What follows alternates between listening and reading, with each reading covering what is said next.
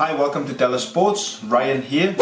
Today we're making an informal video about Scrum Halves. I've had a few questions on YouTube and also on Instagram, and also a big shout out to the guys who've been asking questions. I thought I will make just a video where I'm chatting about trying to answer the questions as best as I can.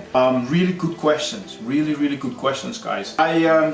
I thought, I'll sit down and we can have a quick chat. Hopefully the video won't be too long. As usual, I would like to encourage everyone who comes across this video at some point, please play it to the end, as it helps us to constantly, keep making free content to help you guys out.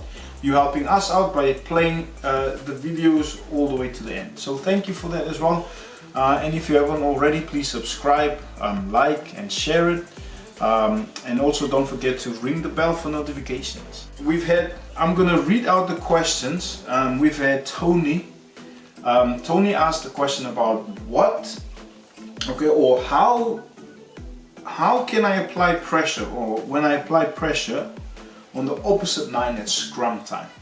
I'm gonna touch on one or two things. I'm not gonna go too much into it because that could end up us talking quite a lot. So I would say on their ball, obviously, when the scrum half puts the ball in on the left side, me as a 9, this thing about pushing and shoving the 9 and all that's not necessary, okay? Because you're gonna end up in trouble. The ref might step in at some point and say, can you just allow him to get on with the game, that type of thing. But sometimes it's not a bad thing, because you're letting him know that you're here to play, right? So I would say normally I would put pressure on the fly-off. As soon as the 9 wants to set himself, I will allow him to make the pass. My superpower, what I feel used to be, I was quick off the mark. Okay, so I would try and close down that 10, whoever's first receiver, especially from scrum, I would close down as fast as I can on the inside shoulder where they're receiving the ball, on the inside. So the only way once they receive the ball is to run forwards or away from me, sideways. Okay. Because I'm covering that inside. But if you end up covering super quick on the outside shoulder, they can then end up sidestepping and attack the inside shoulder. So we don't want that. We want to constantly push. That way the 10 might turn to the 9 the next stoppage and say, can I get quicker service? That will put doubt in the 9's mind. He might be thinking, but I am trying my best here. I'm passing quick, The 10 will feel, yeah, but this guy is he's flying up. As long as you are behind the ball and onside, you can apply enough pressure. And I do feel, sometimes if you want to jump on top of the 9, yeah, you could do that, but 9 out of 10 times you're gonna end up being offside. Okay, the ref's gonna obviously interfere, penalty. I've been there. So where would I apply that type of pressure? That's the question. Where will I be trying to get the 9 to try and catch him? If you think about it, most teams allow their 8 to pick up the ball, especially in the 22, in your own 22, when you guys are under pressure, and you in your 22, it's either the 9 is gonna pick, obviously pass directly, or the 8. So where I would spend a lot of time focusing on the 9 is in my own 22. I'd rather give off a penalty than for them to score a try for being offside. Okay, so that's the type of things that I would be thinking and questioning myself of. Further up the field, especially in their half, I would apply pressure on the 10 because they're looking to play.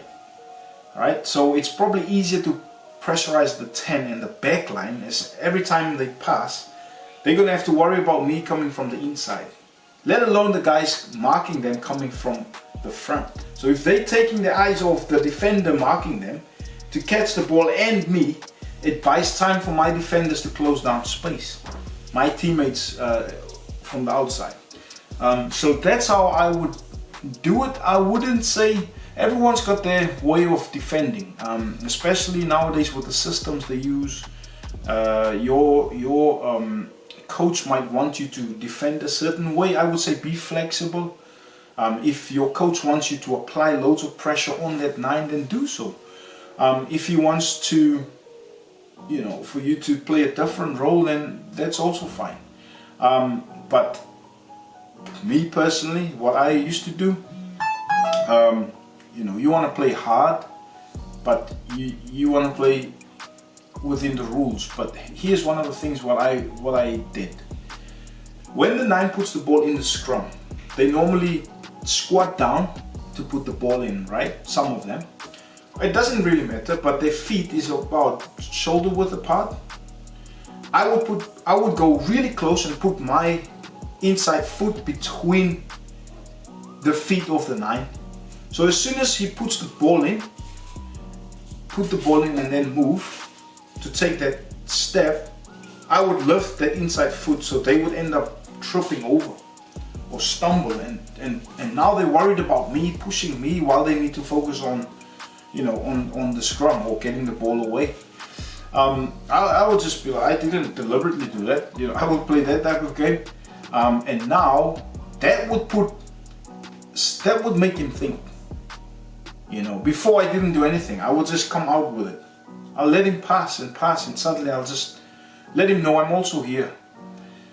He starts chirping, I start chirping.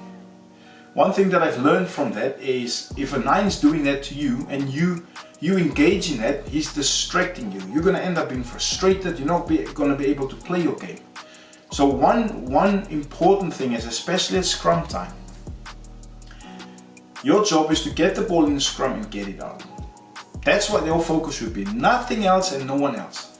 So applying pressure on a 9 is good. You could use your mouth. Okay, you could find out something about the 9 and just feed him in his ear. Just feed him. I believe whatever you can use it, because that could help in the long run as the game grows. Because a lot of 9s grow with confidence, especially when they start getting front foot, on the front foot, and they directing play and they free and they start sniping and everything is just working for them. You've got to find something, whether it's at scrum time or ruck time or whatever way you can slow them down. And like I said, if it was me, I would slow down the 10 to apply pressure on their 9, so that the 10 can start barking at the 9. Quick ball, come on, that type of thing. And then the 9 they might end up arguing here. What are you talking about? They're like, yeah, every time I catch the ball, this 9 is in my face, man. You need to speed it up. So that's one way. I hope that makes sense, Tony. Like I said, I'm sorry if I'm carrying talking, but like I said, this is an informal video. The next question, I'm going to move on, guys. The next question is, what are 9s allowed to do and not to do when they're under pressure? Okay, or when under pressure. And this question was asked by Andrew. I've touched on a few things. So number 1 would be to do is eyes open. When you're under pressure, keep your eyes open. A lot of guys, when they're under pressure, where do they look? They stand, hands on the knees, they're looking down. No, this is the time where you need to keep your eyes open. We want to play eyes open rugby. Okay? Not eyes up. I don't know what that means. Keep your eyes up. Like, you want to keep your eyes open because we want to play eyes open rugby. The question then what you should be asking yourself when the game stops is, what are the opposition thinking or trying to do? What type of pictures are they giving us in attack or defense? Even if there's one thing that jumps out, the second thing to do then is to communicate to your team, especially where the threat is. Where's the threat is, where the ball is, right? Every time there's stoppage, you've got to, especially under pressure, you've got to be able to communicate specifically, okay? Because with that specific information, that brings confidence. Suddenly your teammates start growing with confidence because of your communication. And that's what it means by, this 9, he can direct play in the forwards and all that. It's just because of your specific communication. So I would say to any 9 out there, develop your communication skills. It's okay to make loads of noise, blah blah blah, but sometimes, when it's time to be spot on, and focus only on one or two things at a time. I've failed so many times with blah blah blah blah blah, da, da, da, da. They, you get no response. They're thinking, what is this guy doing? But if you come in and say, right, I see that they are getting quick ball because we're obviously not sending in guys in the ruck, so what we could do is get them at the next ruck. Okay, let's put in the bodyguards in, that's it, let's go. And then we go. Next one, did it work? Yes. Or did it not work? No, it didn't. Why not? Let's try and make it better. Let's say the bodyguard puts more pressure on the pass of the 9. Make it a race, let's go. Then suddenly you're changing the game because you're seeing what pictures they showing you. A lot of guys just play. They're just there in the thick of it. You as a 9, you've got to slow down your mind. When you play, slow down your mind. Even if it's fast, slow down. Take a deep breath and just look and see what they're showing you, because they will always show you where they want to end up going, and then you feed it. Sometimes I would be like, I'll see all how they set up, for instance, of a scrum, and I'll be like shouting to my backline, the 12 is going for a switch, guys, he's going for a switch. And then suddenly you just see the 10 start looking, they look like they need to change whatever they've communicated because I'm just making noise, So it's important to be an effective communicator. The third one would be to let go of fear. It's easy to say, right? Let go of fear. Now, my previous coaches and mentors now, I've learned something massively from, I'll mention them, as Mark Nelson and Brian Ashton. They've been obviously very instrumental with my development as a player and as a coach as well. The things that I've learned from Brian especially to let go of fear is the FF, LF and FF. The FF is fail fast, the LF is learn fast, and the last one is fix fast. But don't make the same mistakes again, guys. Now I'm using the word don't because this is all about do's and don'ts when you're under pressure. Okay?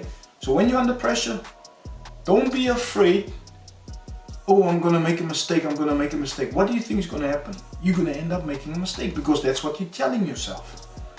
If I tell my children, for instance, don't sit in front of the TV and eat, do you think they're gonna end up, they'll be like, tomorrow they'll do the same thing? This is what's happened before. I'm just making an example. Because the brain doesn't register the don't. Okay?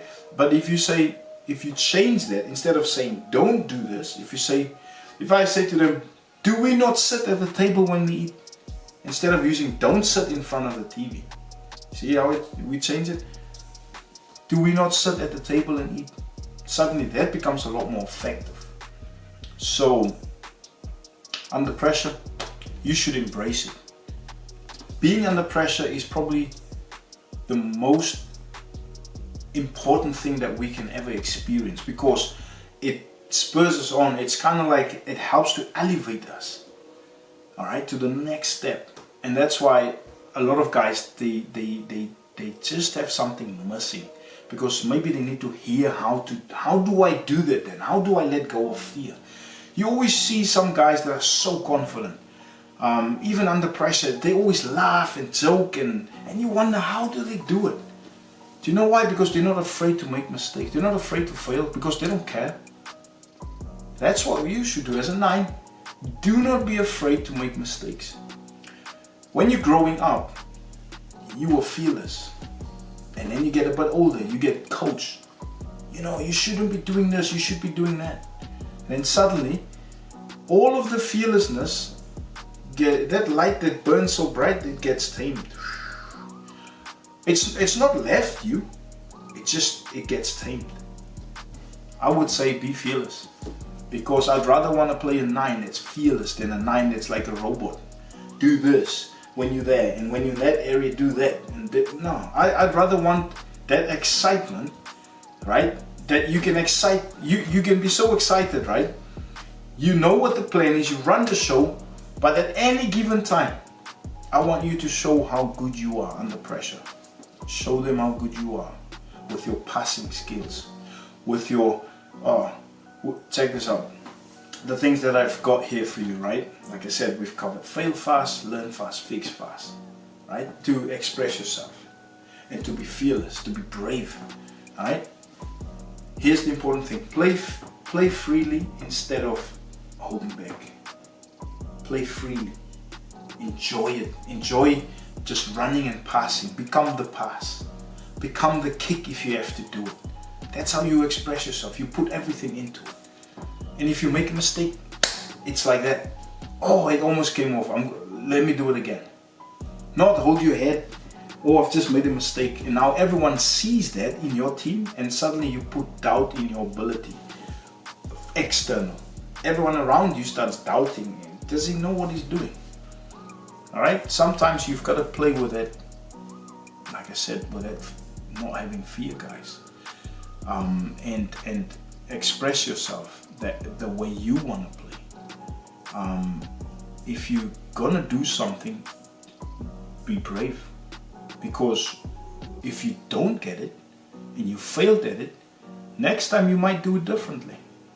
The mistake I made was I would just see something and I'll do it and try it out, and afterwards get shouted at, and I'll be like, fine, and I'll stick to play, and the next minute I'll try and find something to build that confidence up again. I wouldn't back down as in before. I would. When you're under pressure, is very important is to focus on yourself, not on others, not on your teammates, not on the coach, what they might think and say if you don't get this and if you don't get that. Okay, focus on yourself, focus on your own game. Take a deep breath, focus on the next pass. That's why, that 99% of the time, like I said in the previous videos, you just a link. Okay, so the main thing would be, when you say focus on yourself, this would help focus on the process. It's all about the process. Tip number 4 to do is, when under pressure, be confident. As we know, when you're confident, we are more likely to express ourselves, okay, more, and to create opportunities for ourselves and for our teammates and for the club, for the game. Not backing away from having low confidence. It causes you to back away from opportunities. How many of you are walking off the pitch thinking, oh, I should have done this and I should have done that, and maybe next time? What if there's not a next time? You have to put yourself in those situations where you can feel what it feels like to be under pressure when you're running there, or not having to look on the inside, and you see in a video you should have just passed inside or offload, or you have to apply yourself, put yourself in those positions. And tip number 5, guys, what I would say is show them how good you are with your excellent passing, your good tactical kicking, and also your deceptive running ability. Alright, be fearless. So with that, I really hope that we answer a few questions there. Like I said, this video could, I know when we start talking we could easily go around the houses, but hopefully it makes sense, guys. Okay. Guys, I think this video is a bit long, but I really hope you enjoyed it.